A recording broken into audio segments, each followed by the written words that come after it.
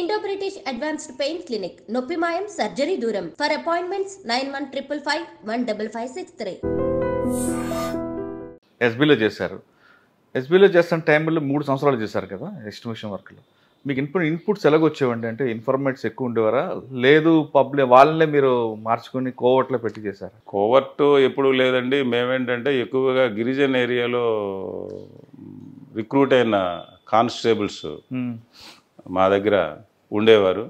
వారి ద్వారా వాళ్ళకి రిలేషన్స్, ఆ సర్కిల్ ఉంటుంది కదా, ప్రతి ఒక్కరిని పిలిచి వాళ్ళ ద్వారా ఏరియాలో పెనిట్రేట్ అయ్యి ఇన్ఫర్మేషన్ కొంత తీసుకునేవారు. సార్ 3 సంవత్సరాల్లో మీకు బాగా గుర్తుండిపోయిన సంగతి చెప్పండి. అంటే మీరు ఇచ్చిన ఇన్ఫర్మేషన్ ప్రకారం ఒక ఆపరేషన్ ఆగింది వాళ్ళ వైపు నుంచి. అంటే మేము ఆ ఇన్ఫర్మేషన్తో ఎక్కువగా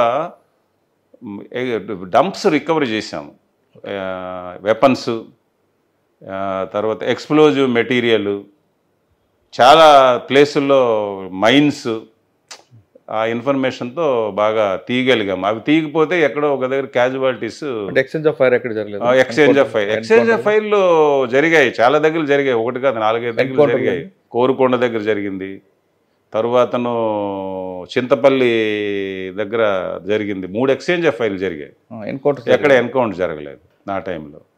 ముందు జరిగాయి. కానీ వాళ్ళ వైపు ఎక్కువ అప్పర్ హ్యాండ్ ఉండేది కదండి అప్పుడు. ఉండేదండి. రైతు మన గిరిజనుల్ని ఎవరైతే వ్యాపారస్తులు ఉన్నారో వాళ్ళని ప్రతి సంవత్సరం ఒకరిద్దరిని వాళ్ళు డబ్బులు ఫండ్స్ రాబెట్టుకోవడానికి, ఒక థ్రెట్ క్రియేట్ చేయడానికి ఎవరైతే వాళ్ళ మాట వినలేదో వాళ్ళని ఎలిమినేట్ చేయటం, తద్వారా మెసేజ్ ఒకటి ఇచ్చి వాళ్ళు ఫండ్స్ కలెక్ట్ చేసుకోవటం, అది జరుగుతుండేవి చూసుకొని. ఇప్పుడైతే అవి కొంచెం తగ్గాయి బాగానే. సార్ ఎస్బీ తర్వాత ఎక్కడికి వచ్చారు మీరు? ఎస్బీ తర్వాత నేను సిటీకి వచ్చాను 97లో. మీనా గారు కమిషనర్ గారు అప్పుడు, ఆర్పి మీనా గారు. ఆర్పి మీనా గారి దగ్గర రిపోర్ట్ అయిన తర్వాత నా గురించి ఆయన తెలుసుకున్న తర్వాత స్లమ్ పోలీస్ స్టేషన్ కంచరపాలెం, అక్కడ పేద ప్రజలు ఉంటారు, మీ గురించి విన్నాను, మీకు అక్కడ పోస్ట్ చేస్తాను, చేయండి అని చెప్పేసి ఆయన ఆ వర్డింగ్ అన్నారు. చేసి నేను కంచరపాలెం వచ్చాను. కంచరపాలెంలో 4.5 years SHOగా చేశాను. చేసి కంచరపాలెం అనగానే మనకి రైల్వే ట్రాక్, గంజాం వాళ్ళు అంతా రౌడీ, అప్పటికి స్లమ్ ఆల్మోస్ట్ ఆల్ రౌడీస్ చాలా మంది ఉండేవారు. బర్మా క్యాంపు ఇవన్నీ ఉన్నాను. బట్ అక్కడ మీకు ఎప్పుడు ఛాలెంజ్ రాలేదు? అంటే నేను వచ్చిన తర్వాతను యాక్టివ్ రౌడీస్ని ఐడెంటిఫై చేశాను. రౌడీ చాలా మంది ఇప్పటికి కూడా ఓ పోలీస్ స్టేషన్లో 40 మంది రౌడీలు ఉన్నారంటే అందరూ యాక్టివ్గా ఉండరు. 2-3 పోలీస్ స్టేషన్లు యాక్టివ్గా ఉంటారు. అలాగా నేను కొంతమంది రౌడీ షీటర్స్ని ఐడెంటిఫై చేసి వాళ్ళందరి మీద PD act, first time PD act, 6 పైన పీడీ యాక్ట్ పెట్టడం, వారిని రిమాండ్ చేయటం, దాంతో రౌడీ యాక్టివిటీస్ని కంట్రోల్ చేశాము. అదేవిధంగా అన్వాంటెడ్ పర్సన్స్ మీద రౌడీ షీట్ని కూడా క్లోజ్ చేయించాను సిపి గారితో చెప్పి. అది ఒకటి మాకు చాలా పేరు వచ్చింది. కానీ ఆర్పి మీనా గారు ఎప్పుడు ఎవరినో కొట్టమని చెప్తాడు తప్ప స్మూత్గా పోరు ఆయన. అంటే స్మూత్గా పోరంటే నా మీద ఆయనకు అంత నమ్మకం ఉండేదన్నమాట. నేను ఏది చెప్పినా ఆయన కాదనేవారు కాదు. రెండవది ఏంటంటే నేను ఎక్కువగా ఎఫ్ఐఆర్లో రిజిస్టర్ చేయడానికి ప్రిఫర్ చేసేవాడిని కాదు. ఏదో అఫెన్స్, హీనస్ అఫెన్స్ అయితే తప్ప అదర్వైజ్ నేను ఎఫ్ఐఆర్ వరకు వెళ్ళేవాడిని కాదు. 2 పార్టీలను పిలిచి, పెద్దలను పిలిచి కాంప్రమైజ్ చేసి పంపించేవాడిని. దానివల్ల నాకు ఏరియాలో మంచి పేరు, అందరి దగ్గర గుడ్ విల్ వచ్చింది. ఎందుకంటే పెద్దలను కూడా ఇన్వాల్వ్ చేసి పార్టీని, ఈవెన్ ప్రెస్ మీడియాలో ఇది రాజీల్ పోలీస్ స్టేషన్ అని రాశారు. రాజీల్ పోలీస్ స్టేషన్ రాస్తే అందరినీ పిలిచాను ఒకరోజు. రాజీల్ police officer is the first judge. నేను వాళ్ళు రాజీ అవుతామంటే నేను డెఫినెట్గా నేను రాజీ చేస్తాను. మరి మీరు ఎగ్నిస్ట్గా రాస్తున్నారు, ఈ కోర్టుకు వెళ్ళి చేసేది ఏముండదు, మళ్ళీ కక్షలు పెంచడం తప్ప కానీ అని చెప్పేసి నేను 80% కేసులు నేను పెద్దల్ని పెట్టి, పార్టీల మధ్యలో పెట్టి కాంప్రమైజ్ చేసేవాడు. నేను కాంట్బట్ అయితే ఎఫ్ఐఆర్ పెట్టి కోర్టుకు పంపించడం తప్ప నేను ఆ రకమైన థింకింగ్ నాకు. కానీ మీరు ఎక్కువ రోడ్ల మీద వాయించేవారు కదా. అది ఇప్పుడు ఐడెంటిఫైడ్ బ్యాడ్ ఫెలోస్ని పోలీస్ స్టేషన్ బయట తీసుకొచ్చి ఆ రోజుల్లో అందరూ చూడాలి బ్యాడ్ ఫెలోస్కి. ఎందుకంటే ఒకటి గుర్తుపెట్టుకోండి, ఏరియాలో చాలామంది బ్యాడ్ ఫెలోస్ మీద కంప్లైంట్ చేయడానికి కానీ దానికి ముందుకు రాలేరు. పోలీస్ ఆఫీసర్ అటువంటి పర్సన్స్ని ఐడెంటిఫై చేసి వారిపైన ఉక్కుపాదం మోపి లేదా వారిని కొంచెం చేస్తే చాలా ఆనందపడతారు. వాడు కూడా ఏరియాలో చూసారు, వాడు పిన్ డౌన్ చేయటం అనమాట. నేను ఆ రకంగా చేసేవాడిని అనమాట. ఎక్కువగా ఏరియాలో పలానా వాడి వల్ల భయం ఉందంటే వాడిని తీసుకురావటం, ప్రజలు ఎదురుగానే వాడిని పిన్ డౌన్ చేయటం చేసినందువలన కంచరపాలెంలో అంటే అప్పుడు ప్రజలు కూడా హర్షించేవారు కదండి. హర్షించేవారు. ఇప్పుడైతే ఎవరిని కొట్టలేం కదా.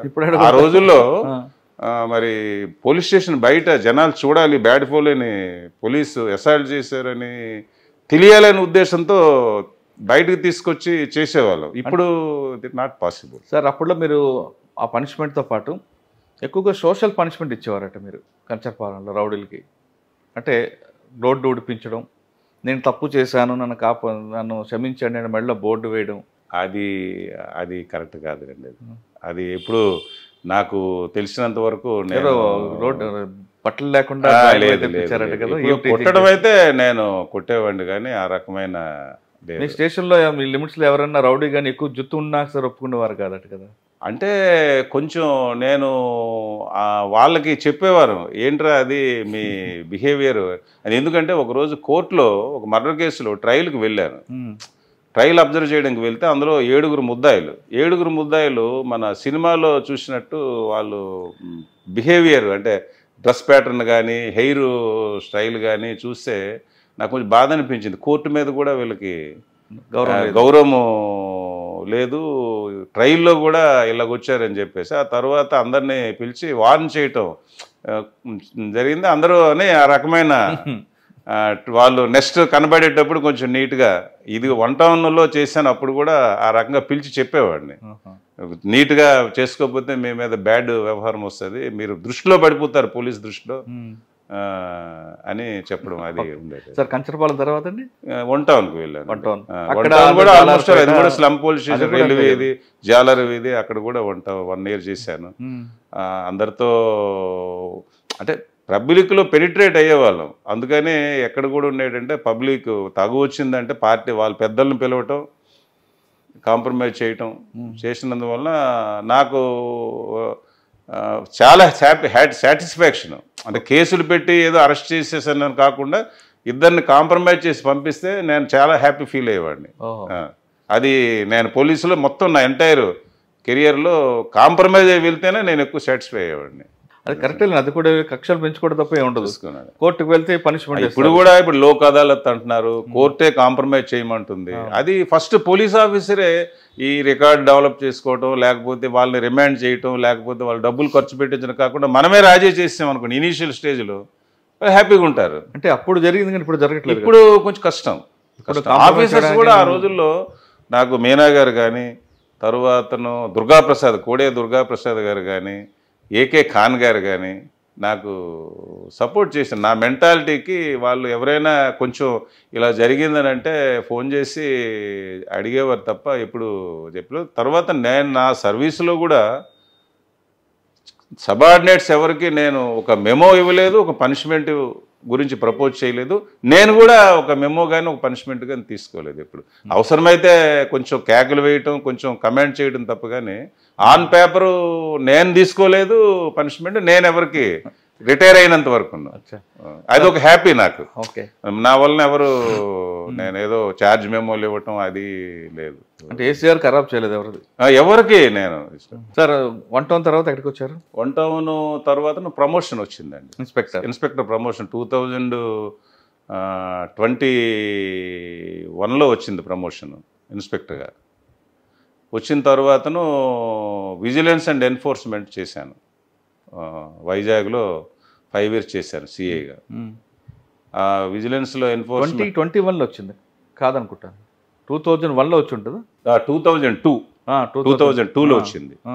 2002లో వచ్చింది. 2011లో డిఎస్పీ అయ్యాను.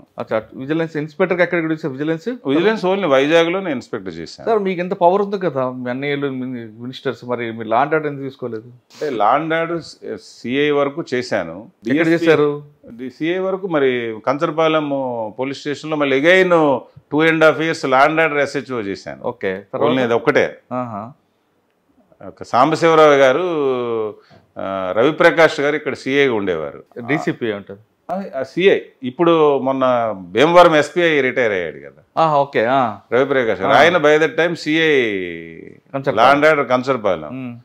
మరి ఆయన సాంబశివరావు గారు ఆయన్ని తీసేసి నన్ను అక్కడ ఎస్హెచ్ఓ, కాంగ్రెస్ గవర్నమెంట్లో నన్ను అక్కడ ఎస్హెచ్ఓగా పెట్టారు. అది గ్రేట్నెస్ ఆఫ్ సాంబశివరావు. తర్వాత అప్పుడు ఎమ్మెల్యేలు ముగ్గురు కూడాను నా వ్యక్తిత్వాన్ని బట్టి వాళ్ళు ఎవరు అపోజ్ చేయలేదు. ఎవరు మల్లా విజయప్రసాద్ గారు కానీ, మన ద్రోణమరాజు శ్రీనివాసరావు గారు, తైనాల విజయ్ కుమార్ గారు. అంటే నా కంచరపాలెం ఏరియా ఈ ముగ్గురు ఎమ్మెల్యేల పరిధికి వస్తుంది. వాళ్ళు ఎప్పుడు నాతో ఏదైనా సమస్య ఉంటే చక్కగా, అంటే నేనేదో ఎర్రంనాయుడు గారు బ్రదర్ అనో ఇంకోవడం కాకుండా ఏదో పోలీస్ ఆఫీసర్గా వాళ్ళు నాతో. అంటే సాంబశివర్ గారు కమిషనర్ గారు ఉన్నప్పుడు కమిషనర్ సార్ కమిషనర్ గా సాంబశివర్ గారు ఉన్నప్పుడు ఆయన దగ్గర ఏం నేర్చుకున్నారండి? ఆయన టిపికల్గా ఉంటారు, ఆయన నవ్వుతారు, ఆయన వర్క్ లో కాంప్రమైజ్ ఉండదు. ఆయన ఎంజాయ్మెంట్ లో కూడా ఆయన చాలా బాగా ఎంజాయ్ చేస్తాడు. ఏదో 24 hours ఆయన ఆఫీసులో ఉండి పని చేయాలి అది ఇది అని కాకుండా పని ప్రాంప్ట్గా పని అయిందా లేదా, పెర్ఫెక్ట్గా ఉందా లేదా అని చూస్తాడు తప్ప నువ్వు ఎంత టైము ఏంటి అనేది ఆయనలో ఉన్న ఒక ప్లానింగ్. రెండవది ఏంటంటే కన్స్ట్రక్షన్ ఫీల్డ్లో బిల్డింగ్ ప్రాపర్గా ఉందా లేదా అనేది దాని మీద ఎక్కువగా ఆయన ఈ ఇంజనీర్ కదా, ఎక్కడ కూడాను చూసి బాగలేదు ఏదో అని కన్స్ట్రక్షన్ మీద ఎక్కువ డిస్కషన్. కానీ బాగాలేదు అని స్మూత్గా మాట్లాడండి. అంటే పాత రోజుల్లో ఏదో అనేవారు కానీ ఇక్కడ కమిషనర్గా వచ్చేసరికి చాలా మట్టుగా ఆయన ఆ విధంగా మాట్లాడినా ఎదుటి వ్యక్తి మనసుకు గాయం పడేలా మాట్లాడలేండి, నవ్వుతాం అంతే సరదాగా జాలీగా అనమాట. అప్పుడు చాలా ఆయన దగ్గర హ్యాపీగా చేశాను. ఆయన దగ్గర కాదు, నేను సిపిలో చాలా మంది దగ్గర చేశాను. ఎక్కడ కూడా ఫ్రీడమ్ ఇచ్చారు, హ్యాపీగా చేయగలిగాను. ఇటు వచ్చి అటు రాజశేఖర రెడ్డి గారి గవర్నమెంట్లో కూడా నాకు ఎప్పుడు నేను సఫర్ అవ్వలేదు. విజిలెన్స్ ఎన్ఫోర్స్మెంట్ తర్వాత విజిలెన్స్ ఎన్ఫోర్స్మెంట్ తర్వాత ట్రాఫిక్ 5 పోలీస్ స్టేషన్ ట్రాఫిక్ సిఏగా చేశాను. ఎన్ని సంవత్సరాలు? అది ట్రాఫిక్ సిఏగా చేసి 2.5 years చేశానండి. ఎప్పుడు 1 town, 2 town, 3 town, 4th town, 5th town. Okay, 5 police NAD వరకు. అక్కడే ప్రమోషన్ తర్వాత కంచరపాలెం సిఐకి వెళ్ళాను. మధ్యలో ఒక 6 నెలలు కోస్టల్ సెక్యూరిటీకి వెళ్ళాను, మెరైన్. అవును. తర్వాత కంచరపాలెంలో మళ్ళీ నాకు 2011 జూన్లో డిఎస్పీ వచ్చింది. 14 years డిఎస్పీ చేశాను. యాక్చువల్గా మాకు 6 సంవత్సరాలు అయిన తర్వాత 14 years డిఎస్పీగా 6 సంవత్సరాలు అయిన తర్వాత అడిషనల్ ఎస్పీ ప్రమోషన్ కన్సిడర్ చేయాలి. అవును. 14 years అక్కడే డిఎస్పీ. 14 years డిఎస్పీ ఎక్కడ? 14 years first intelligence Hyderabad. Intelligence అయిన తర్వాతను city police training centre 2 years చేశాను.